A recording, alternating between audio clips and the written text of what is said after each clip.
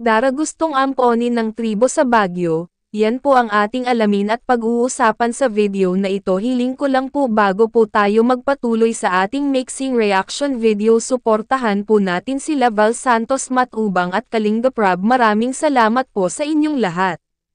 Mga kalingap, sa pagpunta nga nila Rab sa Baguio ay kasama nga niya ang buong Kalingap Angels na kung saan ay masayang silang nagsama-sama dahil tinupad talaga ni Rab ang pagpapasaya ng kanyang mga tinutulungan. Kaya naman si Dara ay napahiyaw sa time na iyon dahil sa ganda ng tanawin at maganda ang simoy ng hangin doon na tila bang nasa ibang bansa ka lang. Ayon nga kay Rab ay para nasa Amerika daw sila dahil malamig doon at maganda ang lugar doon sa Baguio. Kaya mga kalingap ay marami naging masaya dahil naisama talaga si Dara papunta sa Baguio na hindi ni in-expect sa kanyang sarili na makakapunta siya doon.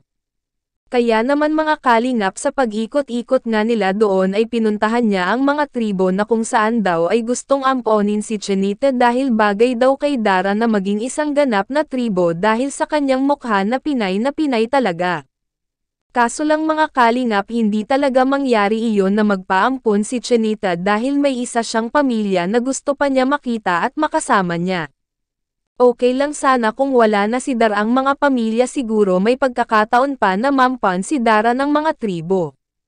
Mga kalingap, bagay talaga kay Dara magsuot ng ganon kasuutan dahil pag tiningnan mo nga talaga ay Pinay ito na masasabi mo nga naman ay napakaganda ng bata na ito. Kaya mga kalingap, sa muling paglalakbay nga nila Rab doon sa Baguio ay malapit na nga sila uuwi at solved talaga ang pagpunta nila doon sa lugar ng Baguio. Kaya muli hanggang dito na lang po ang ating ginawang mixing reaction video. Maraming salamat po sa inyong patuloy na pagsuporta.